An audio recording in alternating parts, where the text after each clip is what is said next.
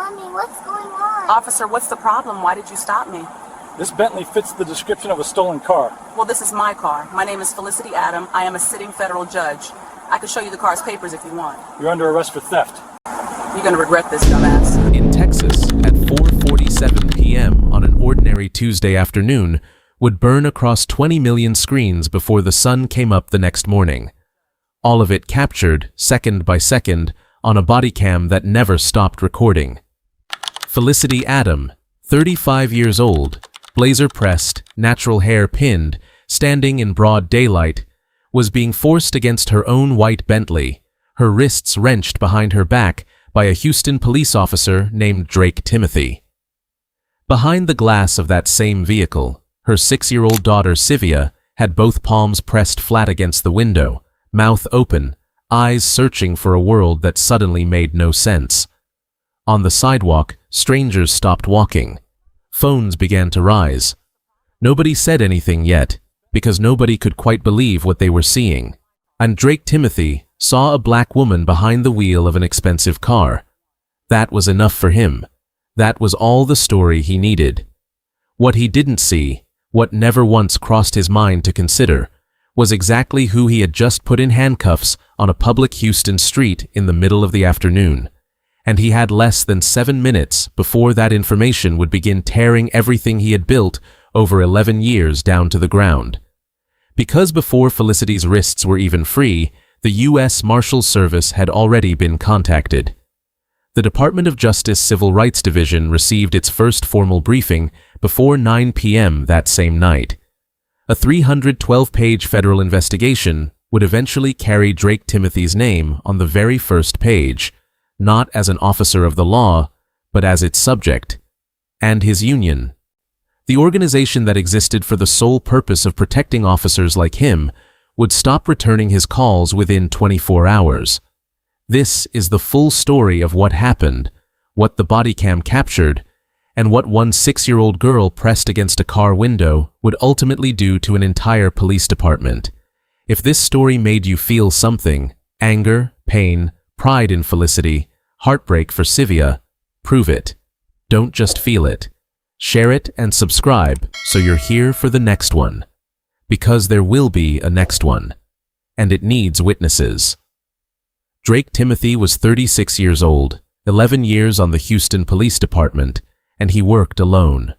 No partner, no check. Nobody riding beside him to ask the questions he didn't want to answer. He had 3 commendations on his wall, and not one came from the communities he policed most aggressively. And privately, in the way precincts talk when nothing is being recorded, colleagues noted he was aggressive with certain drivers. That observation lived in conversations. It never made it into writing. Nobody put it in a report. It just floated in the break room air and disappeared. One person did put something in writing. A 22-year-old black graduate student filed a formal excessive force complaint against Drake 14 months before this story begins. That complaint was reviewed, processed, and closed 6 months later, with no findings and no explanation sent to the woman who filed it. She never heard another word. Drake kept his badge. Nothing changed. But data doesn't forget. When federal investigators eventually pulled 4 years of Drake Timothy's traffic stop records, what they found was not subtle. 79% of his stops targeted black drivers, in a district where black residents made up just 31% of the population. Of the 45 times he flagged a vehicle as potentially stolen, 41 involved black drivers.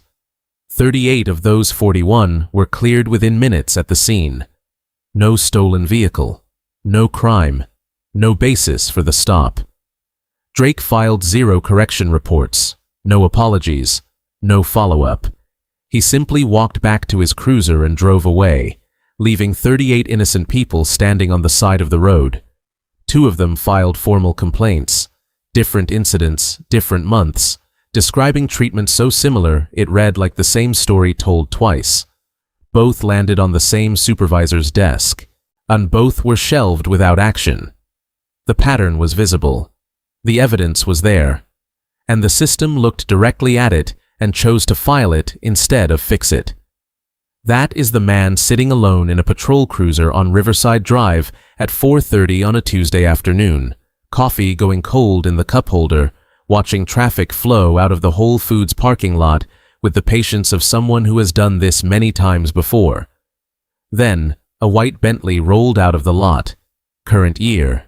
Clean plates. No violations. Nothing wrong. Nothing except the person behind the wheel. Drake set down his coffee. He watched that vehicle for 6 full seconds before he pulled out. He ran the plates while following at a distance. What came back was a partial match to a stolen vehicle report from a different district, different area, vague description, incomplete plate. The kind of match a careful officer examines for discrepancies before making a move. The details didn't align. A thorough officer would have noted that. Drake activated his lights. Inside the Bentley, a woman checked her mirrors calmly and pulled to the curb without hesitation. In the back seat, a little girl looked up from her coloring book and watched the red and blue lights without yet understanding what they meant. She would understand soon, and she would never fully ununderstand it. The woman in that Bentley was not who Drake Timothy thought she was, not even close. Felicity Adam was 35 years old, federal judge, Northern District of Texas, appointed at 32, the youngest black woman to hold that seat in the district's recorded history. Harvard Law, clerked for a Supreme Court justice. At 28, she turned down a private sector partnership that would have made her wealthy before she turned 35, because she believed in what the bench represented and she wanted to be the kind of judge she hadn't seen enough of growing up. That afternoon, she had come straight from a 3-hour sentencing hearing. Charcoal blazer, reading glasses pushed up into her natural hair, a manila folder of briefs on the passenger seat. The Bentley registered in her name, owned outright, purchased 18 months ago with money she earned. She had picked up Sivia at 4:15 from elementary school. Sivia was 6 and had spent the afternoon in art class producing something she was deeply proud of. A crayon portrait of her mother behind a big desk in judge's robes, a gold star carefully drawn above her head. It was folded in her backpack. They had stopped at Whole Foods for dinner groceries. Sivia had asked for mango sorbet. Felicity said yes without pausing. They were on their way home. That is all this was. Felicity had grown up in Sunnyside, southeast Houston. Her mother worked double shifts as a home health aide for 19 years to keep her daughter in books. 3 weeks before this afternoon, she had told a Howard University law class that the law is only as just as the hands holding it, and that their job was to keep those hands honest. She had spent her entire career doing exactly that, including ruling against law enforcement misconduct twice in the past 14 months. She was, by every measure, a person who had given her life to the system that was now sending Drake Timothy toward her window. She saw the lights, signaled, and pulled over immediately and correctly. She turned to Sivia and told her softly to stay in her seat and that everything was okay. Sivia nodded and held her drawing a little tighter. Drake approached without identifying himself. No greeting, no name. Hand already resting on his belt before he reached the window. He tapped the glass hard, once, before Felicity had fully lowered it. He ordered her out of the vehicle without explanation. Felicity asked calmly for the reason for the stop. Drake told her he wouldn't ask again. She reached for her door handle slowly and deliberately and stepped out onto the curb. Drake told her the Bentley matched a stolen vehicle report.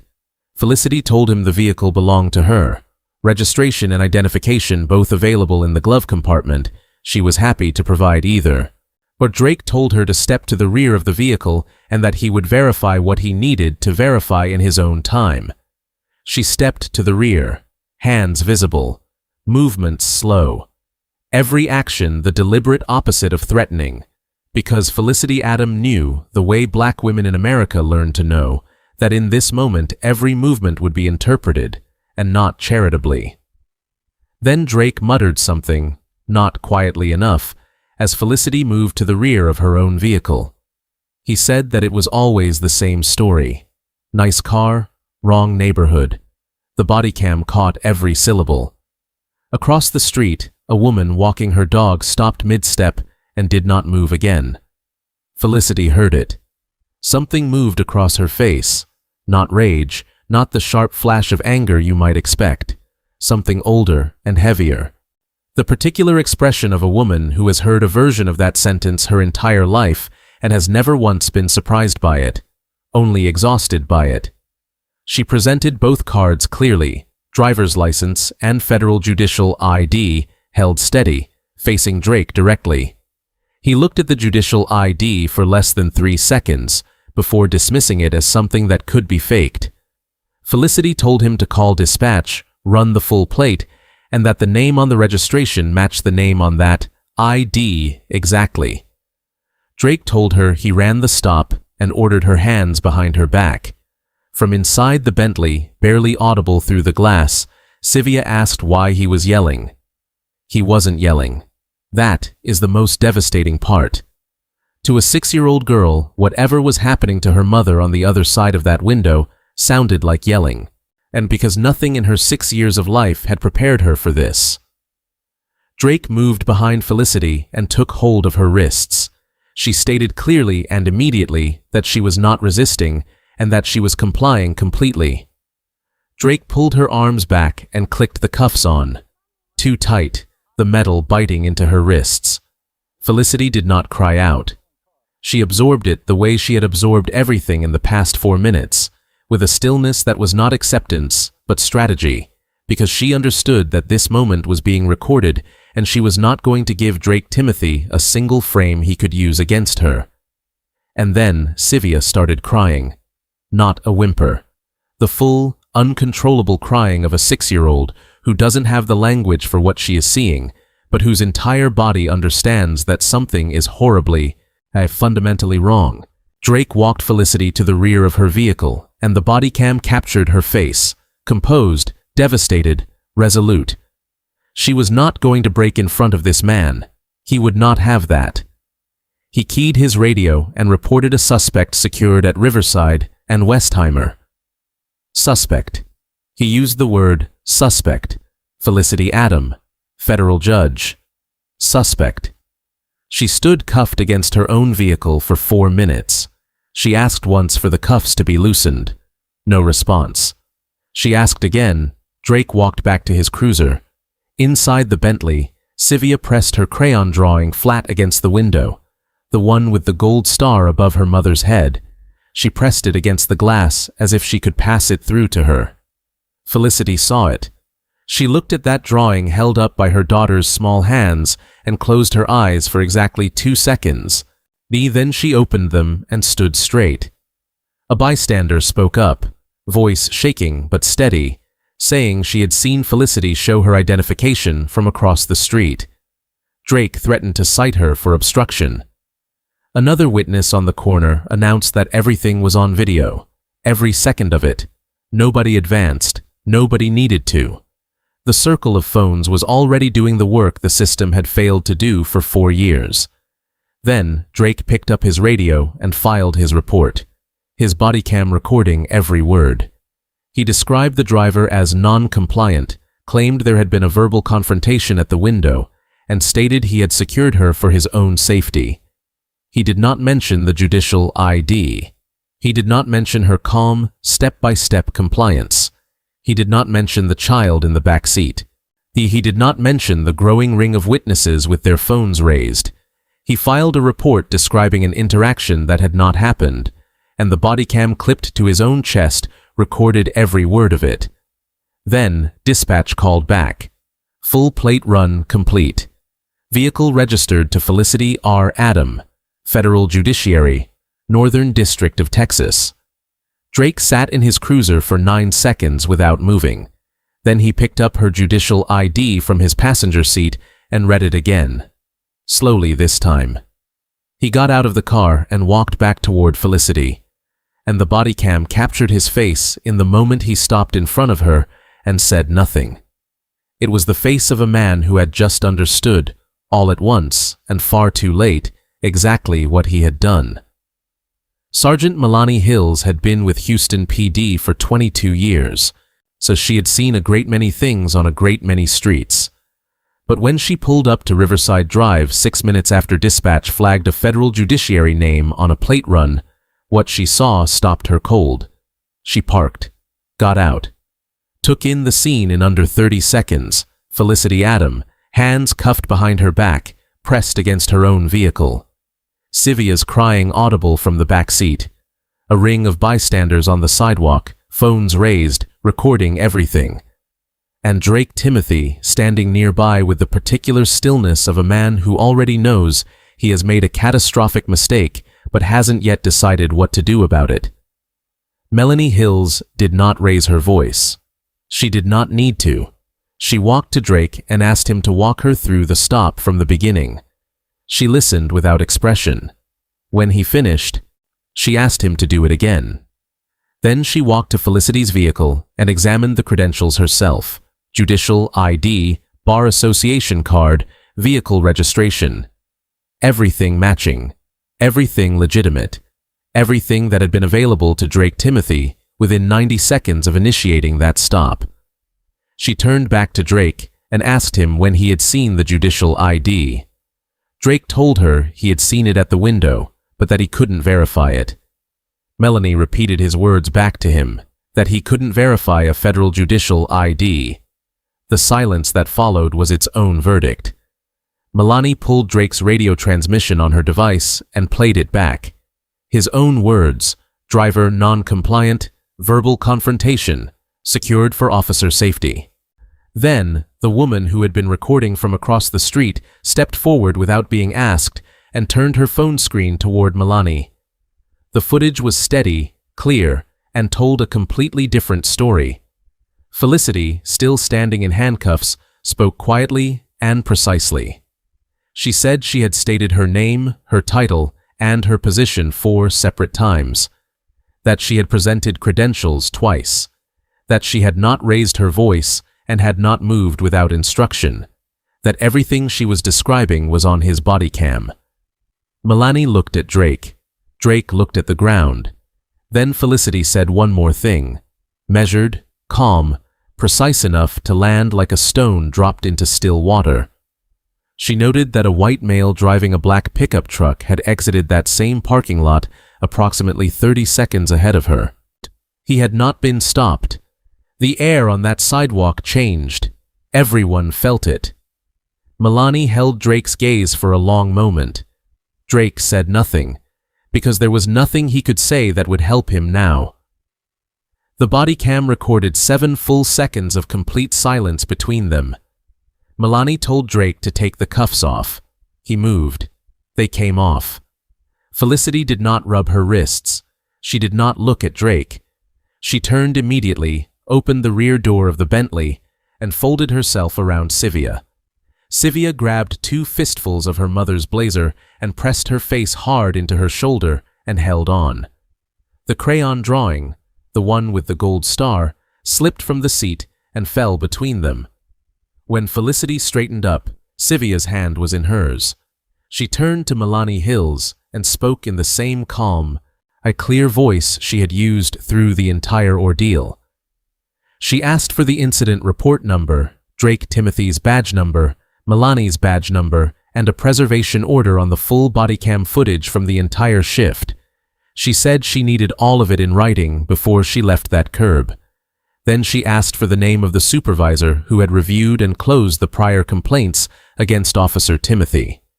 Melanie wrote everything down without being asked twice. 15 feet away, Drake Timothy stood watching the woman he had handcuffed on a public street dictate the precise terms of his own accountability in a calm, unhurried voice.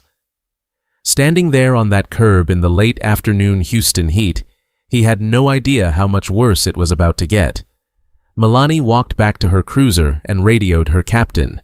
She said 4 words and paused. "A federal judge, handcuffed, Riverside." 3 full seconds of silence came back from the other end. The captain asked her to repeat it. She did. Federal judge, Northern District, handcuffed on a public street by one of theirs, and he needed to come. That radio call was the first stone hitting the water. What followed was the wave. By 6:15 p.m., the U.S. Marshals Service Houston field office had been notified. Felicity's courthouse colleagues did not wait to be asked. Agent Greg Castle, a 14-year Marshals veteran who had worked alongside Felicity for years, pulled Drake Timothy's complete 4-year traffic stop record before 7 p.m. He read it once. Then he read it again. Then he picked up his phone. The DOJ Civil Rights Division received its formal briefing at 8:43 p.m. By 9 p.m., Drake's BodyCam footage had been flagged, preserved, and pulled from the server before anyone could request a delay, before anyone could claim a technical error, before any of the quiet mechanisms that sometimes make inconvenient footage disappear could be activated. It was locked, preserved, untouchable. By 11 p.m., the footage had 2.3 million views. By 6 a.m., it had 20 million. And the image that every news outlet led with, the frame that appeared on every front page, every television screen, every social media feed, was not Drake Timothy's face. It was Sylvia's hands, both palms flat against the rear window of a white Bentley. A 6-year-old girl pressing herself against the glass, while her mother stood in handcuffs on the other side. That image did something to the country. It landed somewhere that arguments and statistics sometimes can't reach. And Drake Timothy sat alone in the precinct break room that night. The television mounted above him was running the footage on a loop. His own body cam. His own words. His own face reading that judicial ID for the second time. On a loop. He stopped reading his phone messages somewhere around the 40th notification. His union rep called and told him to say nothing to anyone. Drake asked if it was going to be okay. The union rep told him to get some sleep. That was not an answer. Drake understood that. He sat in that break room alone for another 40 minutes while the TV kept running. Within 72 hours, federal investigators had pulled 4 years of Drake Timothy's BodyCam archive, traffic stop logs, dispatch records, and radio transcripts. Agent Greg Castle's team worked through the night. What they compiled was not a matter of interpretation. 79% of stops targeting black drivers in a district, 31% black. 41 stolen vehicle flags, 38 cleared at the scene. 2 prior complaints, near identical pattern, same supervisor, both shelved. The 312-page report had a working title before it was even finalized: Systemic Racial Profiling, Houston PD, District 7. Drake Timothy's name appeared 94 times. The supervisor who shelved both prior complaints appeared 31 times. The report's final section carried a title that said everything that needed to be said. 1 traffic stop, 1 child, 1 drawing, a pattern. Years in the making. 72 hours after the arrest, Felicity gave her federal statement. Calm, precise, unemotional. Every detail documented in exact order. When investigators asked why she hadn't resisted in the moment, she told them that she knew the fastest way to make that situation fatal was to be anything other than completely still. That it wasn't compliance. It was survival. Internal Affairs completed its preliminary findings shortly after. Felicity had been fully compliant at every stage. No legal basis existed for the stop or the arrest. Drake's radio report was found to be materially inconsistent with both the BodyCam evidence and the witness footage. Drake was placed on administrative leave. His badge and weapon were surrendered. A federal review board opened an emergency fitness hearing within 2 weeks. And then came the payoff. Drake Timothy was terminated. Conduct unbecoming an officer. Civil rights violations. Filing a false radio report. His law enforcement certification was revoked statewide. Not suspended, revoked. Meaning he could not serve as a police officer anywhere in Texas. Federal criminal charges followed. 3 counts of civil rights violations, each carrying up to 10 years. His union filed an appeal. It was heard and rejected in a single session. No further recourse was available. His name is now permanently attached to a 312-page federal civil rights report that will exist in legal databases for as long as those databases exist. The system that protected him for 11 years was held accountable too. The supervising officer who had reviewed and shelved both prior complaints against Drake was forced into early retirement. 2 additional supervisors were formally disciplined and demoted. Houston PD District 7 entered a federal consent decree requiring mandatory implicit bias retraining, an independent civilian oversight board, BodyCam audits every 90 days, and mandatory outcome reporting on every stolen vehicle flag, so that what Drake Timothy did for 4 years could never again go unseen. Felicity filed a civil suit against the city of Houston and Drake Timothy individually, citing Fourth Amendment violations, racial discrimination, and emotional distress. Civia was named as a secondary plaintiff. The case was so thoroughly documented that the city settled before trial. The amount was sealed by court order and reported by multiple outlets as 7 figures. But Felicity had said from the beginning that the money was not the point. The record was the point, and the record would never be sealed. At the federal criminal trial, Felicity took the stand. She described the stop methodically, without a single break in composure, for 41 minutes. Every step, every word, every request that was dismissed, and every second she stood cuffed against her own vehicle while her daughter cried behind the glass. She described it the way she had lived it, with precision, with clarity, and with the controlled devastation of a woman who understood that the most powerful thing she could do in that courtroom was simply tell the truth completely. And then, at the end of her testimony, she reached into a folder and placed one item on the evidence table. Exhibit A.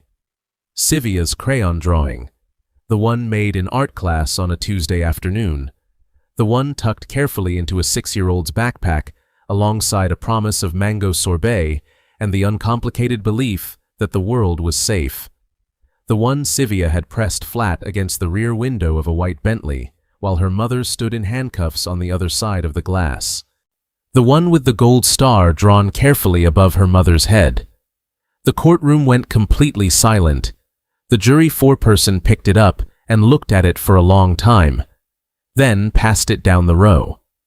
6 months after the arrest, Felicity drove the same white Bentley down Riverside Drive, same route, same time of day, 4:47 p.m. She passed the exact spot where it happened. She did not slow down. She did not look away. Civia was in the back seat. She looked out the window and said nothing for a moment. Then she asked if they were getting sorbet. Felicity smiled and told her yes. They were getting sorbet. Within 30 days of the verdict, a mandatory training bulletin circulated through every Houston PD district. It contained one image, a screenshot from Drake Timothy's BodyCam. The moment he stood in front of Felicity and read her judicial ID for the second time. The expression on his face as understanding arrived 11 years too late. One line was printed beneath the image. The camera is always on. The credentials are always real, and the person in front of you always matters. No name was printed beneath the image. It didn't need to be. The career was already gone. If Civia's hands on that glass stayed with you, if that crayon drawing hit you the way it hit that courtroom, share this with someone who needs to see it. Subscribe so you never miss a story like this one. And tell us in the comments, what moment in this story hit you the hardest?